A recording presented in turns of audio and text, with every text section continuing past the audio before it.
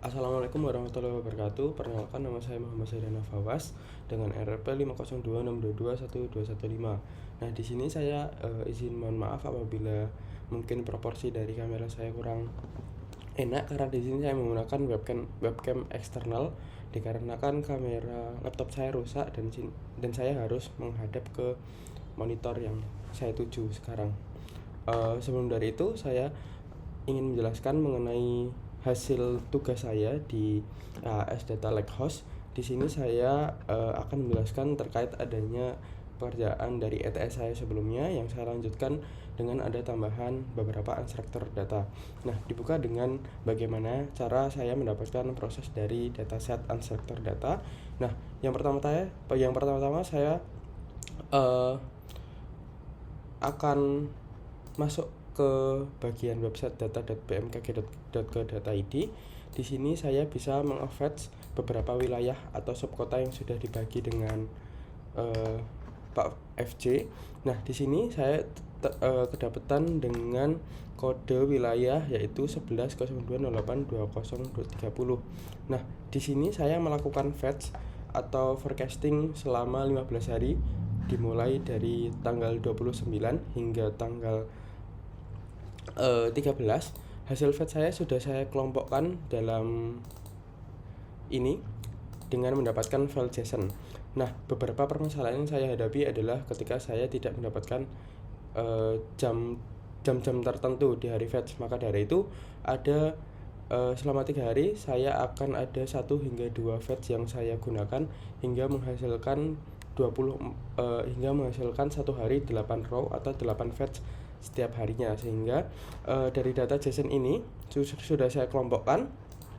Lalu di data cuaca ini, dari setiap JSON yang sudah saya ambil akan saya convert menjadi CSV menggunakan data integration Pentaho.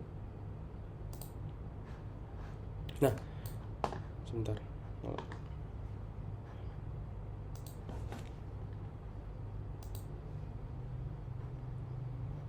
Mohon maaf nge-lag ya, karena di sini saya menggunakan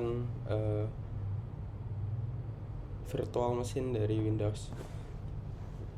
Nah, ini merupakan proses konversi saya dari data JSON hingga saya menghasilkan data CSV setiap fetch saya, seperti itu. Nah, mohon maaf nge-lag.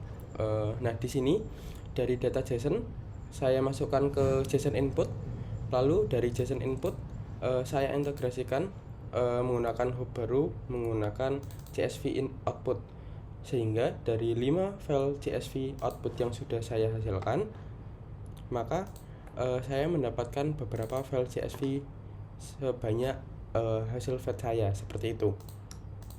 Nah, sehingga saya kelompokkan menjadi satu, saya masukkan ke Excel, lalu saya cleaning. Nah, ini merupakan hasil cleaning saya. Di sini adalah hasil cleaning, di mana saya hanya mendapatkan atau mengambil kolom temperatur, lalu saya mengambil kolom kelembapan. Selanjutnya saya juga mengambil wind speed atau kecepatan angin, dan selanjutnya saya juga mengambil dari TP atau curah hujan, dan yang terakhir adalah weather description atau sebagai penanda cuaca pada hari ini bisa dikatakan berawan, hujan ringan, atau dan sebagainya, seperti itu. Di sini juga saya akan merapikan format-format yang sudah saya bikin menjadi date time dengan ketentuan, yaitu saya menggunakan lalu DD dan YY, yang artinya saya membuat format seperti ini dan time di belakangnya. Selanjutnya saya juga menambahkan ID provinsi saya, yaitu Aceh 11, yang nantinya ini akan terintegrasi dengan di Beaver saya di data warehouse yang sudah saya bikin sebelumnya, hingga bisa mendapatkan foreign key atau relation view di sana. Nah, sebagai mandatory dalam sebuah tabel, pastinya akan ada primary key ya, karena mau tidak mau itu adalah, menurut saya adalah unsur yang wajib di setiap tabel, harus ada primary key yang nantinya itu bisa nyambung ke beberapa foreign key yang lain seperti itu. Makanya setiap row saya akan nambah secara manual dengan ID yang sudah saya tentukan 1 hingga 120. Kenapa 120? Karena saya sudah membagi satu hari pun memang mohon maaf, satu kali fetch itu udah pasti ada 24 row, dan 24 kali 5 itu akan ada menghasilkan sekitar 120. Makanya satu hari ini kalau misal dihitung-hitung tanggal 29 ini pasti akan ada 8, dan ini berlaku ke semua hari. Akan ada 8 row atau 8 fetch dengan setiap jamnya, yaitu jam 000, 3, 6, 9, 12, 15, 18, dan 21. Nah, seperti ini. Dan juga saya merapikan beberapa cleaning di sini seperti temperatur dan who yang awalnya ada beberapa koma. Ini saya rapikan saja biar datanya lebih bulat, dan one speed dan juga TP memang saya biarkan seperti ini menggunakan format koma atau number numerik, karena ya menurut saya ini adalah data yang spesifik angkanya dan harus seperti ini gitu. Dari situ lalu saya masuk ke Debeaver.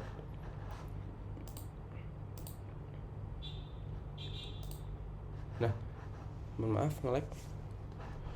Dari data warehouse yang sudah saya bikin, pekerjaan ETS saya sebelumnya, yaitu terdapat beberapa dim. Ada dim cuaca, dim ortu, dim pendaftar, dim perpus, pilihan pendaftar, dim prodi, dim provinsi, waktu, dan juga fetch peserta. Nah, dari pekerjaan ETS saya hanya menambahkan dim cuaca dan juga dim perpus. Nah, dim cuaca dan juga dim perpus, sebelum dari itu saya juga ingin menjelaskan terkait unstructured data, yaitu dari ketersediaan fasilitas pendidikan SMK SMA. Nah, di sini merupakan data kelompok saya, yaitu isinya sebagai berikut, yaitu mengenai data jumlah perpustakaan di setiap provinsi di Indonesia. Nah, ini merupakan datanya. Sebenarnya ada dua, ada kap kota dan juga provinsi, tapi di sini saya mengambil provinsi saja. Nah, dari sini, dari proses data provinsi, sama dengan halnya data cuaca, saya melakukan proses cleaning, di mana proses cleaning ini sudah saya lakukan sebagai berikut.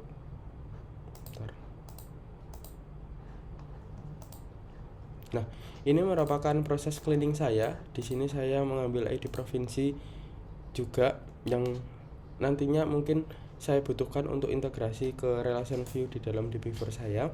Selanjutnya saya memilih provinsi, nama provinsi yaitu ada Aceh hingga Papua Barat. Ada juga kondisi baik.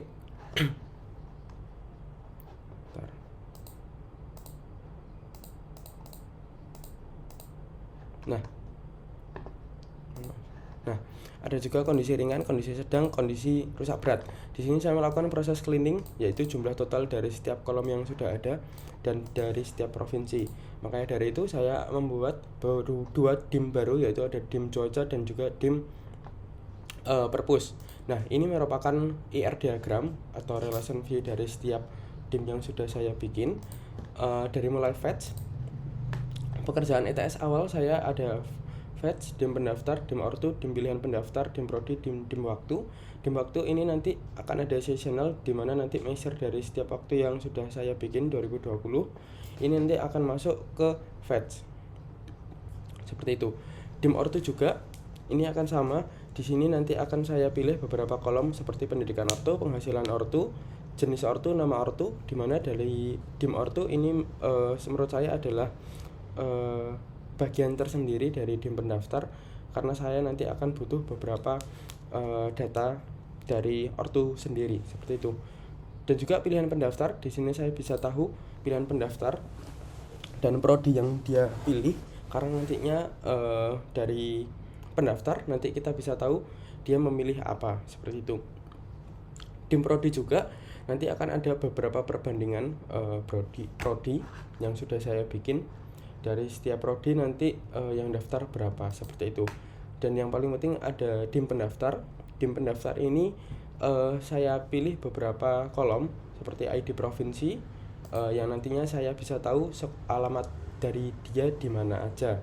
Yang ini akan membantu kebutuhan top level manajemen untuk melakukan promosi ke beberapa daerah. Nah, dari DIM tersebut muncullah fact, yaitu measure yang sudah diperhitungkan dari setiap DIM yang ada, seperti nanti akan ada nilai akhir yang merupakan average dari beberapa nilai, dan juga pilihan peserta ID, peserta yang dia tuh diterima berdasarkan pilihan berapa, dan juga measure dari penjumlahan penghasilan ortu. Nah, seperti itu.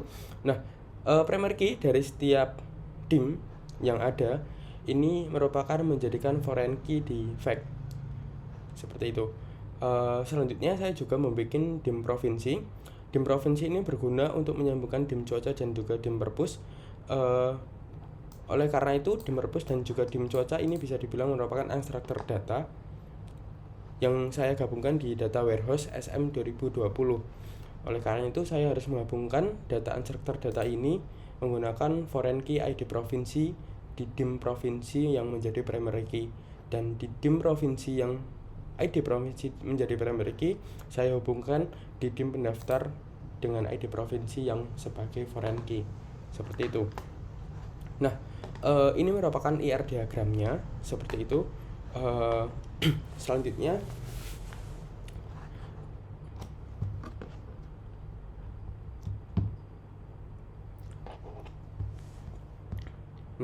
Selanjutnya adalah penjelasan saya mengenai beberapa kolom. Dilanjut dari DIM cuaca. Sebelum dari itu, di DIM cuaca kali ini saya harus bikin beberapa kolom tambahan, yang kolomnya ini nanti harus sama dengan kolom yang sudah saya cleaning. Mohon maaf nge-lag. Di sini saya bikin ID cuaca, ID provinsi, cuaca, curah hujan, kecepatan angin, kelembapan, temperatur, dan juga date time. Nah, ini juga berlaku dengan sama di DIM perpus. Saya sudah bikin DIM perpus.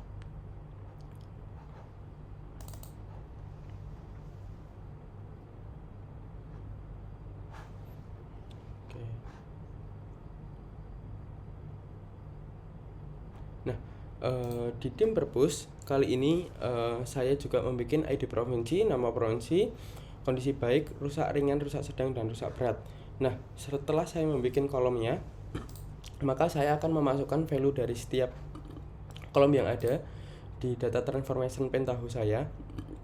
Nah, di sini merupakan semua hub atau semua data transformation di DW SM 2020 atau data warehouse saya, dimulai dari awal, mulai dari baca waktu hingga insert ke DIM waktu sampai akhirnya masuk ke insert ke fact peserta. Ini merupakan bagian kiri adalah proses pekerjaan ETS saya, dan di bagian kanan ini merupakan DIM baru, yaitu unstructured data yang sudah saya bikin sebelumnya. Seperti halnya dengan perpus atau cuaca. Di sini cuaca ini merupakan preview dari tabel cuaca di input. Sebentar.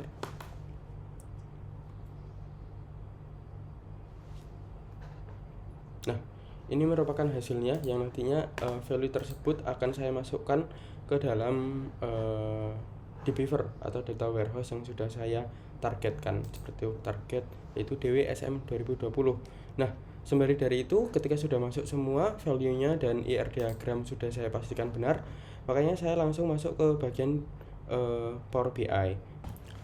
Baik, ini merupakan dashboard visualisasi dari punya saya.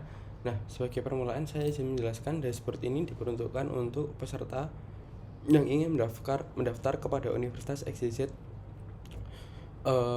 di tahun berikutnya gitu. Makanya kenapa data-data di sini cenderung lebih simpel dan mudah dibaca seperti itu.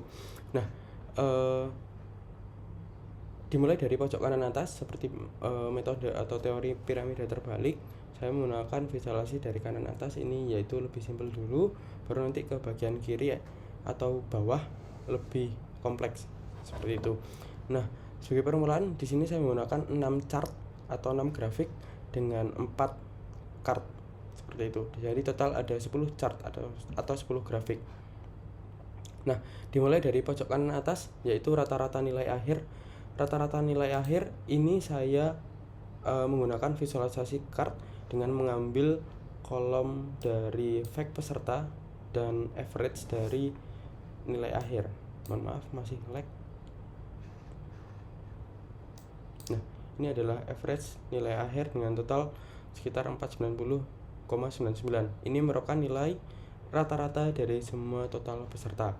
Dilanjut sebelah kiri, di sini saya melakukan jumlah pendaftar. Nah, jumlah pendaftar dari keseluruhan ini merupakan ada 1000. Saya menggunakan visualisasi dari card dengan mengambil account dari peserta ID seperti itu. Mohon maaf ini masih lag karena saya menggunakan virtual machine dari paralel gitu. Oke, lanjut di bagian kiri. Di sini saya menggunakan chart atau bar chart, yaitu jumlah pendaftar setiap prodi. Saya mengambil y-aksisnya yaitu adalah nama prodi, dan di bawah yaitu x-aksisnya itu merupakan peserta ID yang saya count. Nah, jadi di sini bisa lihat dari mulai ascending hingga descending, ternyata kedokteran umum ini memiliki pendaftar yang paling banyak seperti itu dengan total 124. Nah, selanjutnya di bagian kiri ini merupakan jumlah peserta yang diterima dan tidak diterima. Ini saya mengambil kolom di fact peserta yaitu status seleksi dengan filter sebagai berikut. Saya menggunakan pie chart karena menurut saya ini merupakan klasifikasi dari sebuah data, dan menurut saya klasifikasinya jauh lebih enak menggunakan pie chart. Nah, seperti itu. Lanjut di bagian bawah, ini mulai kompleks, ada klasifikasi penghasilan orang tua. Di sini saya mengklasifikasikan penghasilan orang tua dengan asumsi bahwa, sebentar saya pertunjukkan karena masih nge-lag.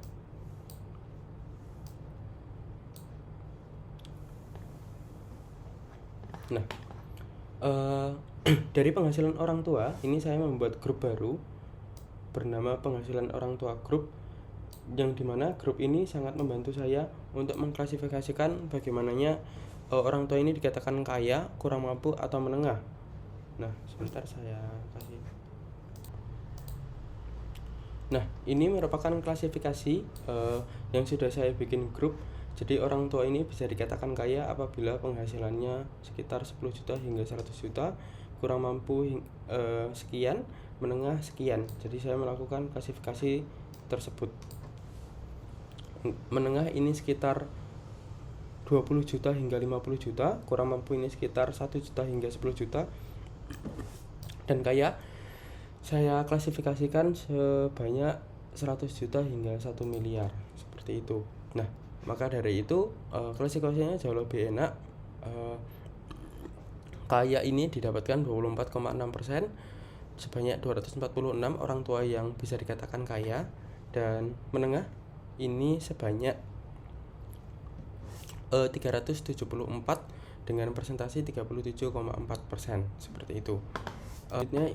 Tabel selanjutnya itu merupakan bar chart, yaitu 5 provinsi dengan pendaftar terbanyak.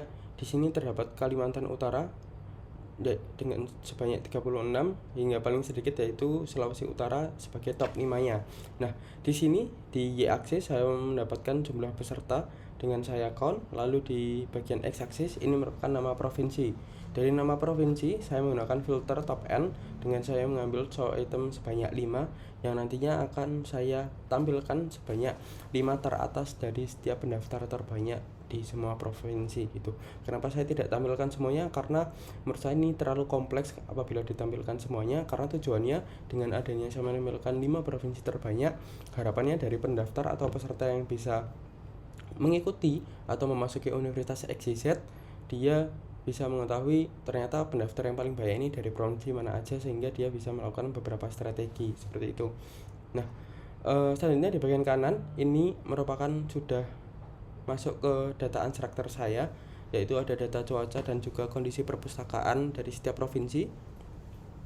Nah, dikarenakan saya terdapat ke bagian Asia Tenggara, maka di sini sebagai permulaan saya menggunakan visualisasi card yang menunjukkan bahwa kondisi Aceh Tenggara pada saat ini merupakan berawan seperti itu. Nah, saya menggunakan filter dari cuaca, weather description di dim cuaca, sehingga saya bisa ngekon dari semua cuaca, dari banyaknya cuaca atau banyaknya deskripsi, dan saya ambil satu terbanyak. Nah, terdapat bahwasanya cuaca di Asia Tenggara hingga tenggat waktu 29 hingga 13 Desember ini dikatakan berawan. Nah, lanjut lagi ke bagian bawah. Di bagian bawah ini merupakan report cuaca Aceh Tenggara. Di sini ada terdapat beberapa grafik. Mohon maaf, masih lag. Nah, grafik di sini merupakan tampilan dari curah hujan dan juga kecepatan angin menggunakan line chart dengan periode tanggal hingga 29 hingga 13. Nah, ini sengaja saya tidak tampilkan setiap harinya. Saya ambil 2 tenggat waktu untuk visualisasi saja karena biar tidak rumit dan padat kesannya, karena saya di sini melakukan visualisasi dari setiap jamnya seperti itu, sehingga nanti apabila di hover dia langsung bisa mengetahui. Sebagai contoh, di puncak grafik tersebut pada tanggal 6 Desember di jam 12 ini merupakan puncak dari curah hujan dan juga kecepatan angin pada Aceh Tenggara seperti itu. Dan di bagian kanan ini ada rata-rata temperatur. Saya mengambil average atau filter dari temperatur yang sudah saya ambil di cleaning Excel sebelumnya seperti itu. Saya melakukan average. Nah, dan yang terakhir di sini ada kondisi perpustakaan setiap provinsi. Jadi setelah saya melakukan visualisasi menggunakan bar chart, dan saya perbandingkan apabila kondisi baik dan juga kondisi rusak berat dari setiap semua provinsi yang ada di Indonesia dengan perbandingan sebagai berikut. Nah, di sini jadi kita bisa tahu perbandingannya dari kondisi baik dan juga kondisi rusak di semua provinsi Indonesia. Seperti itu. Nah, di bagian kiri ini merupakan slicer. Slicer ini berguna untuk membantu kita masalah visualisasi. Jadi katakanlah di sini saya menggunakan status seleksi, yaitu diterima dan juga tidak diterima. Jadi apabila ini saya pencet diterima, maka semua visualisasi grafik yang sudah saya bikin ini mengarah atau berhubung dengan beberapa tabel yang ada hubungannya dengan diterima atau tidak diterima. Nah, ini masih loading.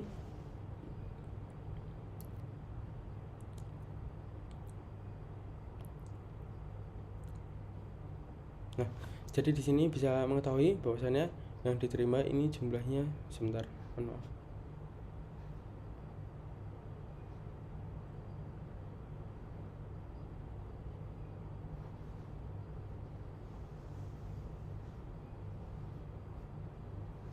Nah, jadi ini merupakan status seleksi. Apabila slicernya sudah saya pencet diterima, maka jumlah pendaftar yang diterima sebanyak 488 dengan nilai rata-rata nilai akhir 489, dan 5 provinsi dengan diterima paling banyak itu adalah Nusa Tenggara Timur ternyata sebanyak 23, dan juga ada beberapa penghasilan ortu yang diklasifikasikan bahwa peserta ini diterima seperti itu, dengan jumlah total peserta yang diterima yaitu 484, dan kedokteran umum lagi-lagi memiliki klasifikasi dengan terima yang paling banyak yaitu sebanyak 64. Nah, ini kenapa report cuaca Aceh Tenggaranya error, karena memang tidak ada hubungannya antara satu seleksi diterima dan tidak diterima dengan report cuaca Aceh Tenggara, makanya error seperti itu. Selanjutnya merupakan ada di bawah slicer provinsi. Jadi di mana provinsi ini sangat berguna dengan beberapa tampilan seperti saya ingin mengetahui provinsi Jawa Timur. Ini saya bisa mengetahui yang diterima dan tidak diterima di provinsi Jawa Timur ini berapa, pendaftarannya berapa, nilai rata-rata akhirnya berapa, dan pendaftarannya berapa, serta klasifikasi terkait penghasilan orang tuanya seperti gimana. Nah, ini masih loading.